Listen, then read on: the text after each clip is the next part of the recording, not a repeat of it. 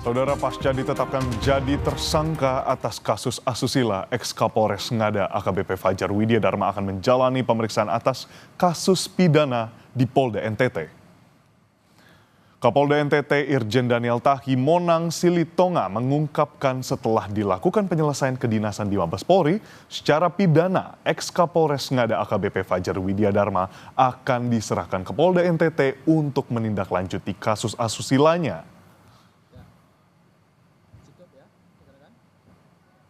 Bisa mulai.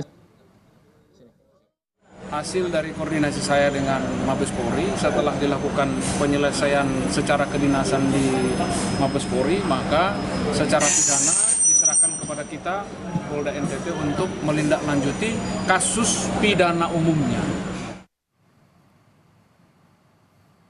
Menyikapi penetapan tersangka mantan Kapolres Ngada AKBP Fajar, Lembaga Perlindungan Anak NTT meminta polisi untuk mendalami adanya dugaan korban lain.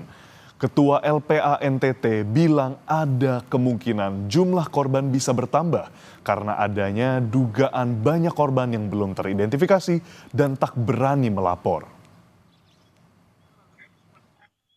Kami juga berpikir bahwa tentu akan ada korban-korban yang lain, namun umumnya orang malu untuk mengungkapkan, takut, cemas, apalagi berhadapan dengan seorang pelaku yang adalah dalam hal ini Kapolres nonaktif.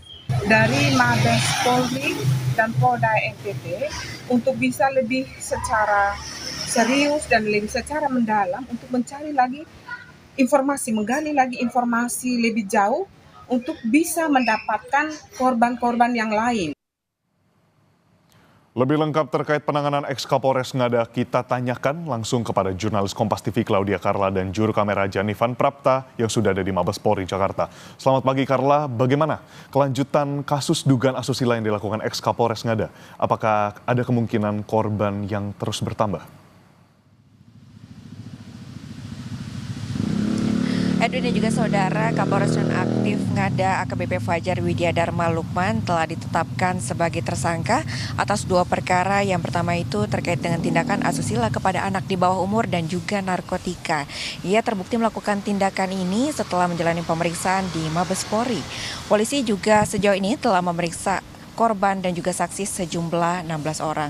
Untuk terkait dengan penetapannya sebagai tersangka, setelah dilakukan pemeriksaan telah ditemukan bahwa korban yang menjadi korban maksud kami dari tindakan asusila yang dilakukan oleh AKBP Fajar ini sejumlah 4 orang yang terdiri dari 3 anak usia di bawah umur dan juga 1 orang dewasa. Untuk anak usia di bawah umurnya sendiri berusia 6 tahun, kemudian 13 tahun dan juga 16 tahun dan 1 orang usia dewasa berusia 20 tahun.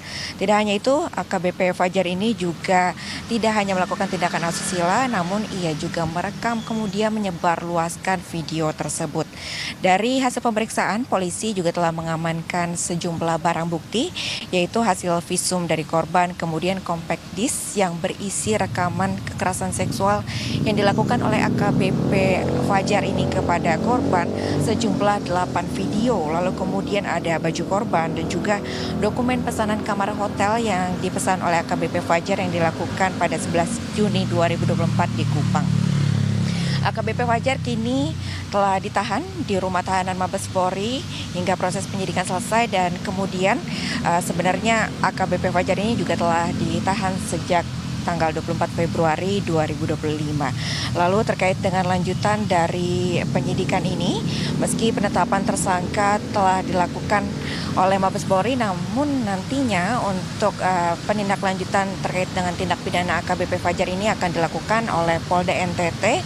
Dan saat ini Polda NTT telah mendalami terkait dengan dugaan seorang wanita berinisial F yang diduga ia menjadi penyedia anak usia di bawah umur yang dipesan oleh AKBP Fajar ini. Diduga wanita berinisial F ini merupakan salah satu penyedia dari anak usia di bawah umur dan juga yang mengantarkan anak usia di bawah umur tersebut ke hotel yang telah dipesan oleh AKBP Fajar. Kemudian setelah dilakukan Maksud kami setelah dilakukan penyelesaian secara kedinasan, nantinya AKBP Fajar ini akan diserahkan ke Polda NTT untuk kemudian ditindaklanjuti kasus pidananya. Selain dengan kasus pidananya, AKBP Fajar juga akan diproses untuk etiknya sendiri, karena dari penyelidikan melalui kode etik oleh Wappruf ditemukan Kapolres Ngada ini telah melakukan pelecehan kepada anak di bawah umur sebanyak 3 orang dan 1 orang usia dewasa, dan telah terbukti melanggar kode etik polisi dengan pelanggaran berat, sehingga akan dikenakan pasal berlapis Jangto PB 1 2003 tentang pemberhentian anggota Polri yang nantinya akan berujung pada pemberhentian AKBP Fajar ini sebagai anggota Polri. Rencananya sidang etik ini akan dilakukan pada tanggal 17 Maret 2024. Dan tadi seperti yang saya sebutkan terkait dengan status tersangkanya ini atas 2 perkara. Yang pertama terkait dengan tindak asusila, namun juga ternyata setelah dilakukan pemeriksaan dan tes urin kemarin itu telah ditemukan bahwa ternyata hasil tes urin ini AKBP Fajar telah positif mengonsumsi narkoba. Nantinya polisi akan mendalami juga terkait dengan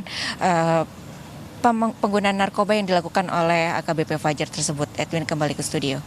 Baik, terima kasih Karla atas laporan lengkap Anda. Tadi ada 2 sorotan yang memang yang pertama kasus asusila dan yang kedua adalah kasus narkotika yang nantinya sidang etik akan dijalankan 2 hari pada hari Senin. Terima kasih Karla. Tentunya ini kita nantikan respons cepat dan juga tepat dari Kepolisian Republik Indonesia. Terima kasih kepada jurnalis Kompas TV Claudia Karla di Barreskrim Polri.